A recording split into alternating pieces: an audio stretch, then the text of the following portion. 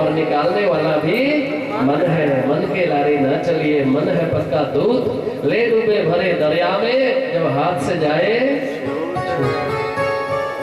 ये मन हमारे को मोक्ष दिलाता है, ये मन ही हमें धुंधुकारी बनाता है। इस मन को समझाना है, इस मन को समझाना है। खेतों में आप लोग जीरी वपन करते हो ना, जीरी लगाते हो, धान क्या लगाते हो, क्या बोलते हैं उसको जो खेत में सबसे पहले वपन की जाती है, बीजी जाती है, जो धान थोड़े थोड़े टुकड़े टुकड़े लगाते हैं तो छोटा छोटा, उसको क्या बोलते हैं? रवाली। हाँ, रवाली बोलते हैं। हाँ, अगर रवाली वाले खेत को रवाली ही रहने दो तो बताओ उसमें धान लगेंगे? नहीं लगेंगे। एक जगह से उखाड़ना पड़ता है, दूसरी जगह लगाना पड़ता है, तो उसमें फल भी आते हैं, धान भी आते हैं, चावल भी आते हैं, सब कुछ आता है। इसी तरह से ये मन परिवार से हटा करके भगवान के चरणों में लगाना पड़ता है, फिर ये मन हमारा फलीभूत हो जाता है, हमारे को फल देने लगता है। सज्जनों, बांस का जो पौधा होता है ना, बांस का पौधा जिसको बीड़ा बोलते हैं, क्या बोलते हैं? बीड़ा। बीड़े की कोई व्यक्ति पूजा नहीं करता। जब बीड़े में से एक बांस काट करके लाया जाता है तो उसको अच्छी तरह से साफ किया जाता है, उसके बाद दूध के साथ, गंगा जल के साथ धोया जाता है और उसके ऊपर वस्त्र चढ़ाया जाता है। वस्त्र चढ़ाने के बाद उसको कंधे पर उठाया जाता है, कंधे पर उठाने के बाद उसको भगवान के चरणों में चढ़ाया जाता है। सज्जनों, हमारा जो गृहस्थ जीवन है, जो हमारा परिवार है, ये बीड़े के पौधे की तरह है। जब तक हम इसमें से निकल करके, हट करके अलग नहीं हुए, कोई अच्छा कर्म नहीं किया, तब तक हम लोग पूजनीय नहीं हो सकते। बड़ा मुश्किल है। तपस्या हमारी भोले बाबा के बराबर नहीं हो सकती कि हम भोले बाबा की तरह पूजनीय हो जाएं। किसी भी देवता की पूजा अपनी धर्म पत्नी के साथ है, पर उनके बच्चों की पूजा नहीं है। बांके बिहारी जी की पूजा है, माता रुक्मिणी आदि आठों पटरानियों की पूजा है, राधा माता की पूजा है, उनके बच्चों की पूजा नहीं है। ब्रह्मा जी की लोग पूजा करते हैं, माता सरस्वती जी की पूजा करते हैं, उनके बच्चों की पूजा नहीं करते। पर भोले बाबा की पूजा, उनकी धर्मपत्नी पार्वती अम्बा की पूजा, उनके बेटे गणेश जी की पूजा, उनके वाहन नंदी जी की पूजा, उनके शेषनाग की पूजा। सज्जनों, जिस घर में इतना तप हो, इतनी पूजा पाठ हो, इतना आपस में सुलह संतोष हो, वो घर पूजनीय हो जाता है, वो घर पूजनीय हो जाता है। प्रिय श्रोताओं, राजा उत्तानपाद का विवाह सुनीति से हो गया। सुनीति बहुत अच्छी बुद्धि वाली थी।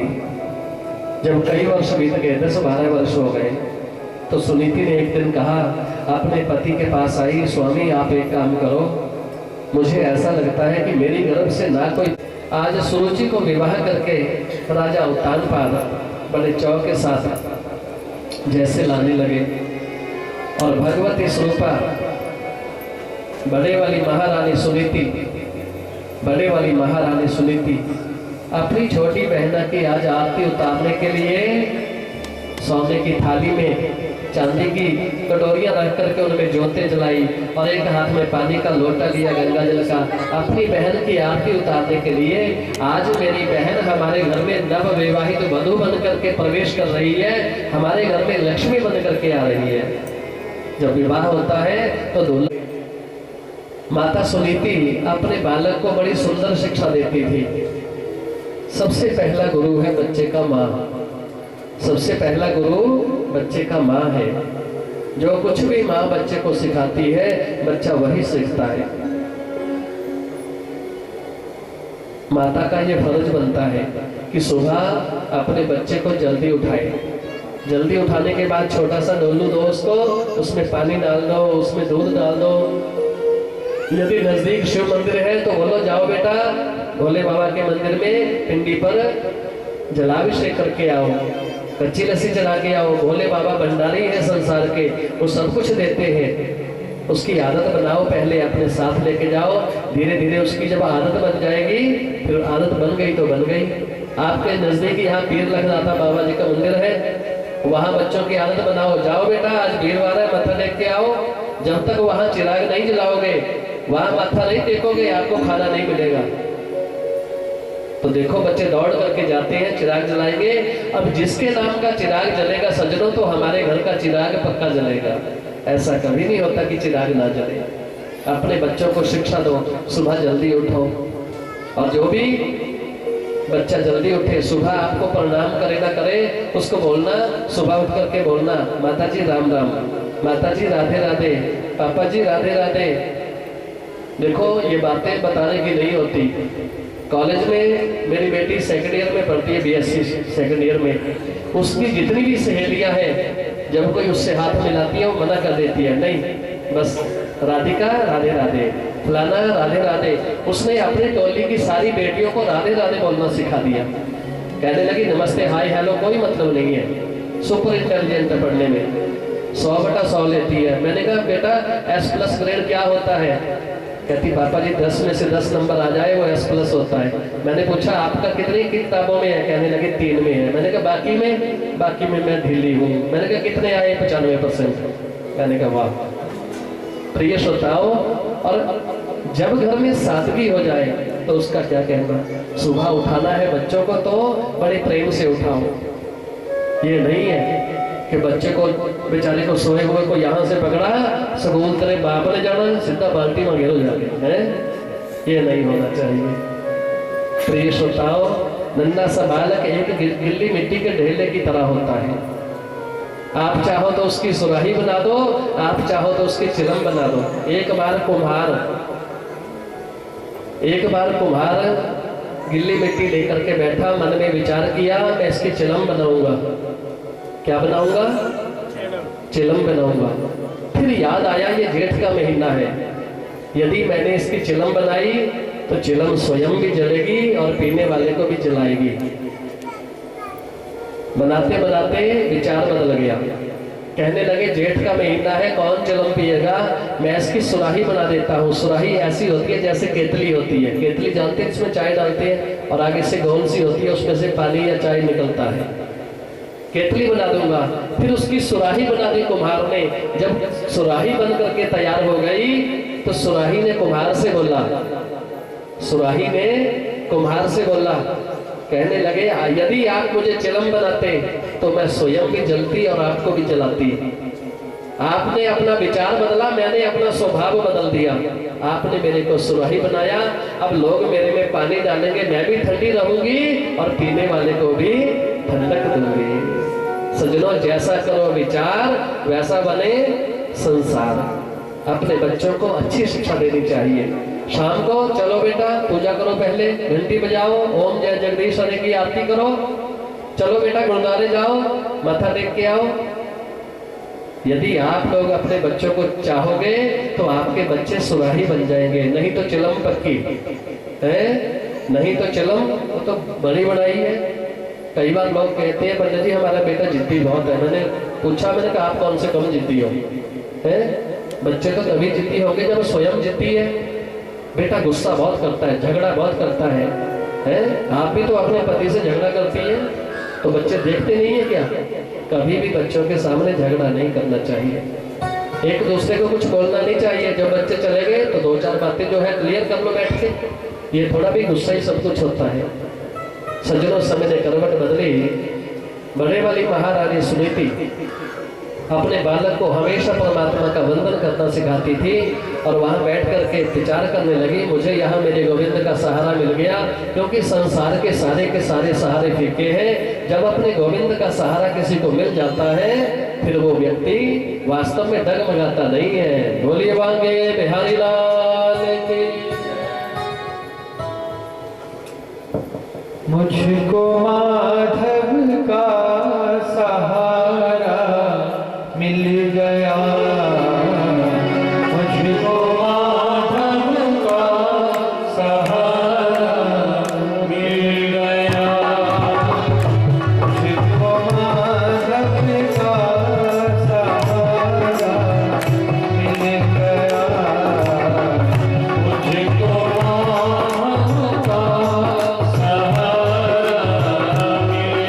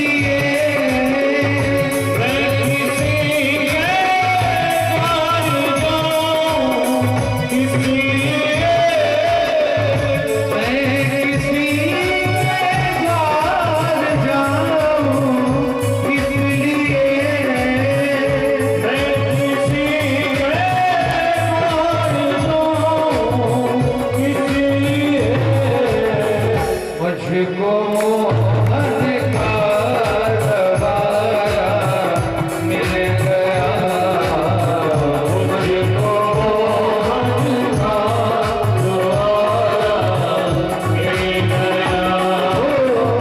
मेरी कश्ती को किनारा।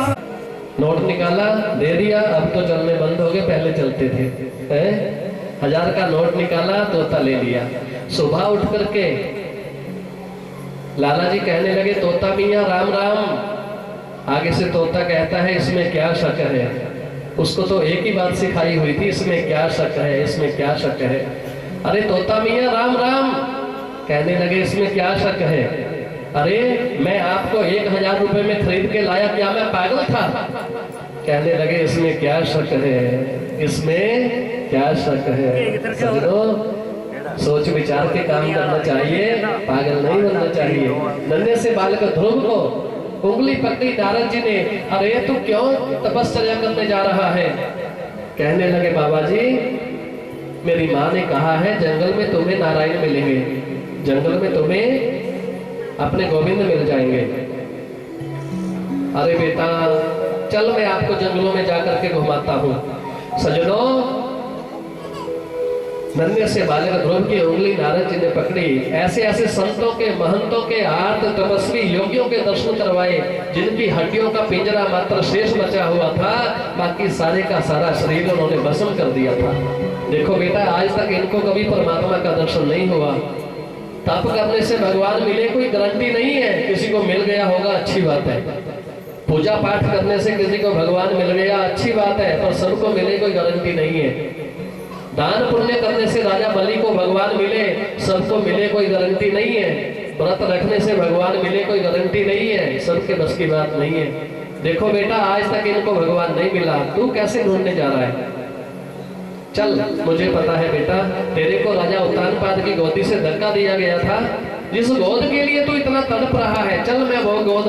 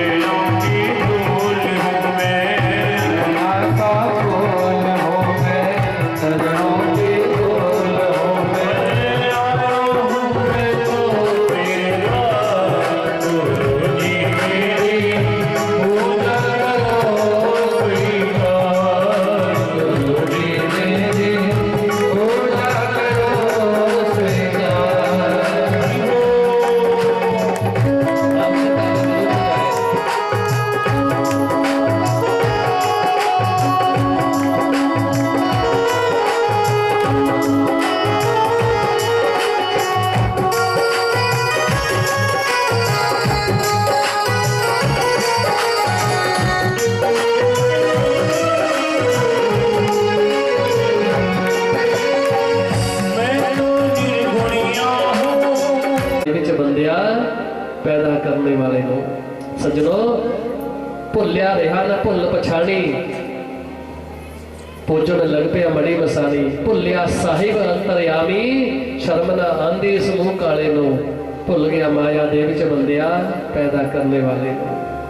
प्रिय श्रोताओ, उस पैदा करने वाले परमात्मा को, अपने गोविंद को कभी भूलना नहीं चाहिए। मैं दूध पीता था इसलिए भगवान ने दर्शन नहीं दिया, दूध भी छोड़ दिया। अब मैं फलाहार लूंगा, हरे पत्ते खाऊंगा, ईश्वर का वंदन करूंगा, फिर भी भगवान का दर्शन नहीं हुआ।